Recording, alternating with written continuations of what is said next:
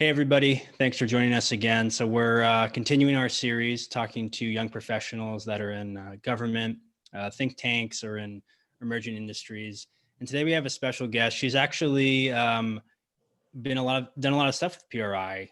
She's had Sally Pipes, our president, speak at our panel. She's for college a Bay Area alum, and I'll let her talk about that more. But we have Celine Bookin. She's a research assistant from American Enterprise Institute. So Celine, thanks for being here. Yeah, thanks for having me. So let's start out your journey to AEI, and I think we can talk about what it was like with COVID and finishing up school. But did you always want to work for a think tank or in public policy? How did you kind of start that route? Yeah, absolutely. I've always been fascinated by public policy and especially kind of putting forward the conservative agenda through public policy research and analysis and civilized debate. And so I found that a research assistant role would be a great way to kind of encapsulate all those different interests into one job. And so I've always been interested in think tanks like PRI and AEI and Heritage and Cato. And so I was fortunate enough to, the summer before my sophomore year of college, participate in the AEI Summer Honors Program, which was a great intro to the think tank space. And it was just a wonderful experience. Highly recommend it. I spent a week just hearing from renowned scholars at AEI and other similar think tanks, learning about war and decision making with Fred Kagan. And it was just a phenomenal experience to meet other like-minded young individuals like me who are interested in public policy and research and analysis. And the following summer, I participated in the Heritage Internship program where I researched domestic policy. And that was another great experience. And then the summer after that, I was an AEI intern researching as well. And then here I am as a full-time AEI research assistant. So definitely highly recommend the think tank space for internships. It's a great way to just learn about research, data analysis, public policy, hear from conservative, libertarian, classical liberal thinkers and leaders, and get to meet like-minded young people who are interested in this field in this area. Yeah, I mean, I'm curious. We had our first guest. She works in Congress. She did Model UN. I know Oh, Model great. UN is a very, very common program. You had more specific think tank experience with your internships. I mean, I'm always curious, did you know about think tanks before you went into college or even in high school? Were you thinking, oh, every summer I'm going to get a think tank internship and then work at one of these places? That's a great question. So, I mean, in high school, I ran debate series between Okay. conservative and liberal students. And so I would use a lot of the think tank research for my own prep when I would debate. And so Gotcha. that's how I was kind of exposed to it early on. And I'd always just admired these think tanks for their depth of research and analysis and the impact they had on policymaking and legislation on the Hill. And then in college, I thought, wow, it would be a wonderful opportunity to get to participate in their research and help on that side of things. And I, of course, kept using their research and policy papers for my debates in college as well, Okay. between the conservative and liberal clubs. But it was also wonderful to be able to help with that research. Can you talk about college clubs? You actually started one at your alumnus. Can you talk about that a little bit? Yeah, so at Berkeley, as you might have heard, there's unfortunately quite a lack of civil discourse between conservatives and liberals Yeah. on campus. And so I wanted to launch a conservative club that was focused both on traditional constitutional conservatism and conservative thought and bringing like-minded students together, having a place on campus where conservatives could congregate and just talk policy and current events Mm-hmm. and about the philosophical origins of conservatism, and also have debates with our liberal club counterparts that were based on the idea of civility, decency, and just a mutual respect for our many differences in policy. And at the end of the day, all of our debates, we shook hands, laughed, got ice cream. it was all very civil. So I'm very happy with the result there. And I was very fortunate too, and grateful to have Sally Pipes come and participate as a debater in what turned out to be our final debate of last year before COVID hit. She sparred against one of the top public health professors at Berkeley on the topic of Medicare for all, and she wiped the floor. She did very well. Um, Needless to say, Sally Pipes is a fantastic debater.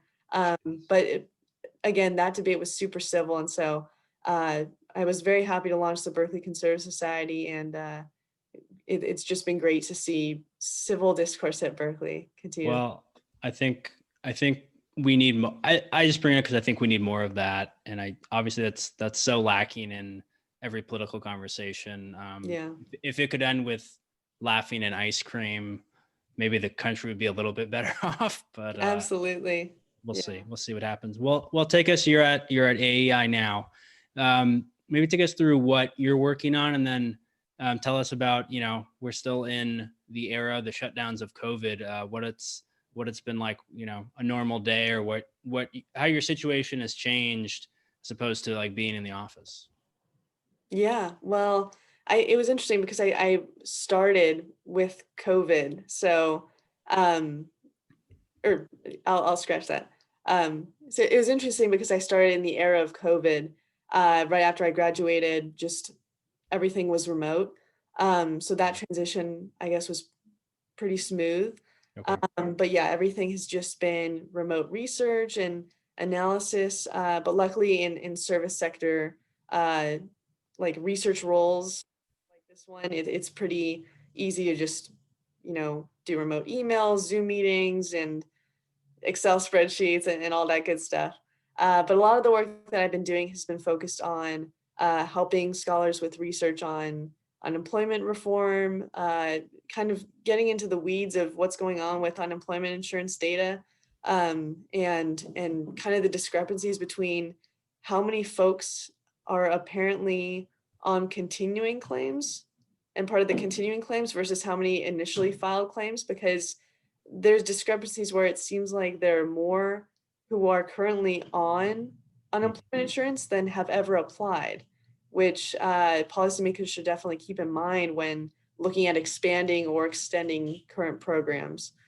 And then on the other end of it, I'm helping another scholar with research on child welfare and foster care, as well as education, and how all those things kind of intersect, especially with everything remote, kind of what's the status of child welfare and foster care in America. So it's kind of a whole interesting array of things, and tax policy gets into the mix with unemployment insurance reform, of course.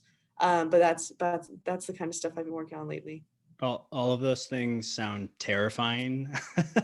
I feel like I would be so lost looking at those, but no, those are all important.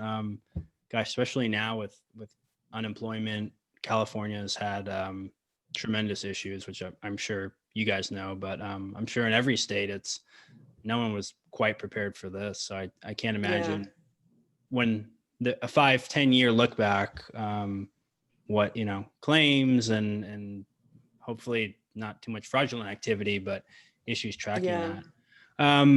Well, let's look ahead. We're about, almost a week from the election as of recording this. Maybe we can break this apart. Maybe in the areas you're working on, what does, if Biden wins, what does the next 4 years of a new administration, of a Biden administration, look like? Yeah, no, that's a great question.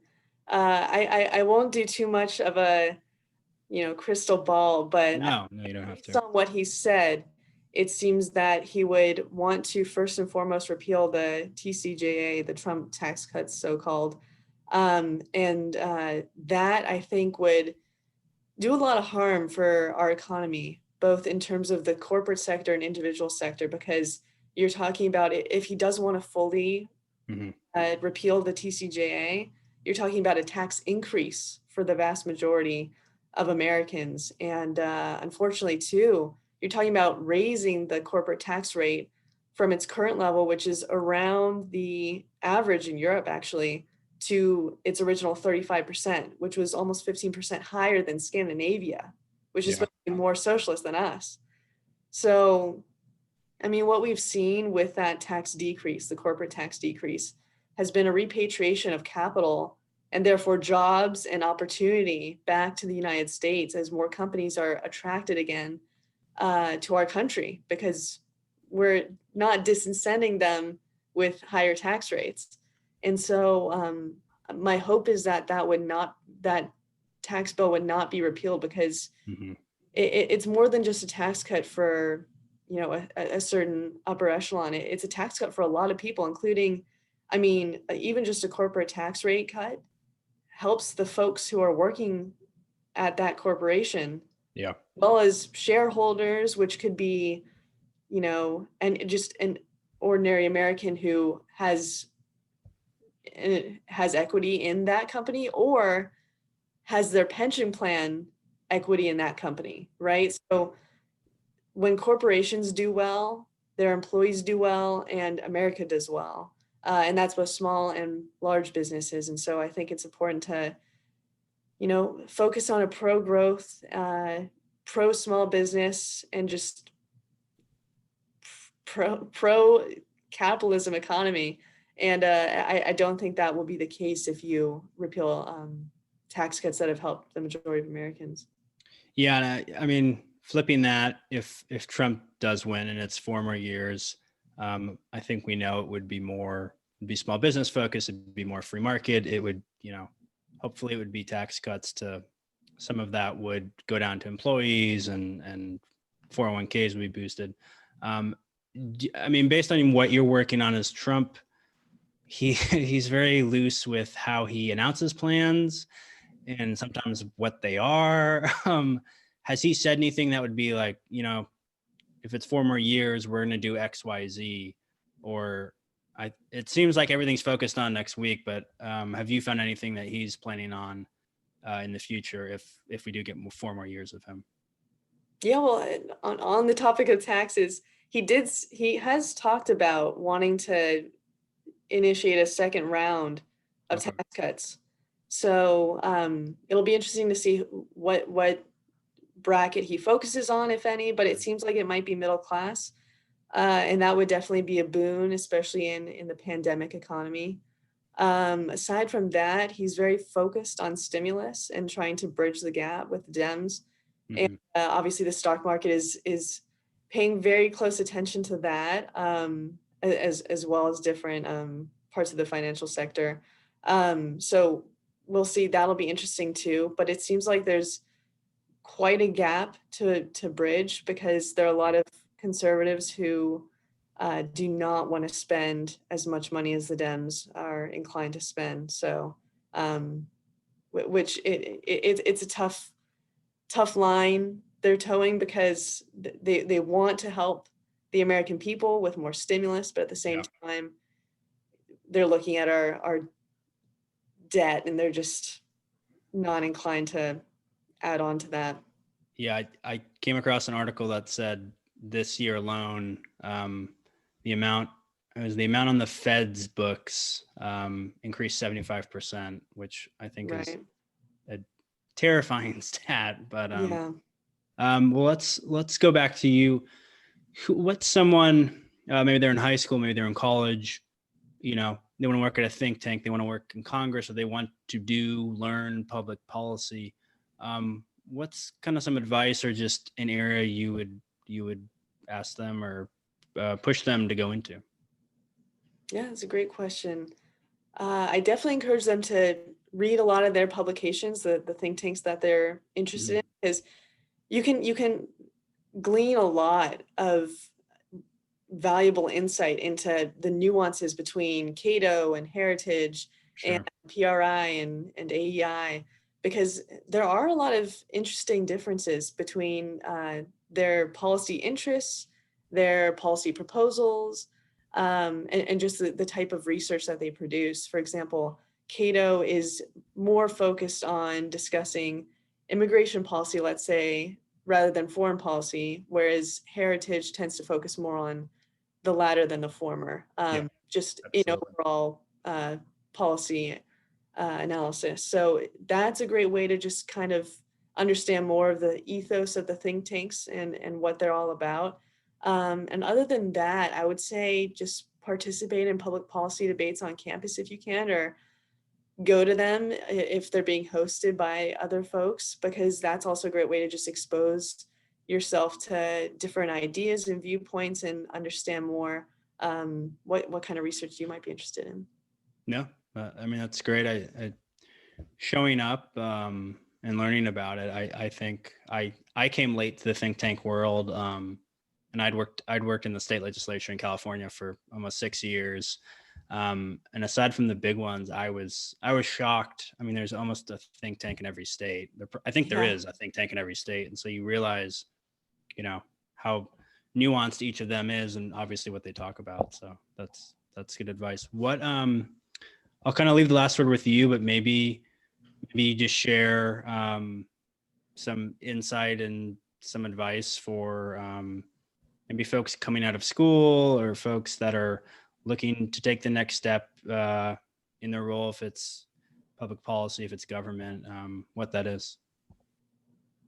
Yeah, I would say think tanks, they don't always have positions open on a regular basis. So just keep your eye open, because they may just pop up as folks go on to grad school or go transition to another role, or um, yeah, move on to the Hill or another organization entirely.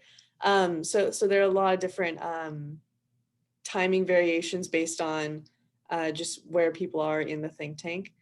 But other than that, I would say just keep reaching out to folks and people within your network in DC, because you never know when a position might open up, or when they may be looking to open up a position, or even maybe a new department that they're starting to delve into research within that think tank. So just, yeah, I would say the main thing is just keep your eyes and ears open and be ready for opportunities, because there are quite a lot. And as you mentioned, rightly so, there's so many different think tanks, even at the state level. So there's a lot of different places that you can go to look for really good policy work. I know especially there's some really, really outstanding think tanks in Texas, Illinois, and Michigan that are doing really, really great work just at the local level for conservative causes. So yeah, and of course, California with PRI. Thank you. Always some great work at the local level, and important work. So great.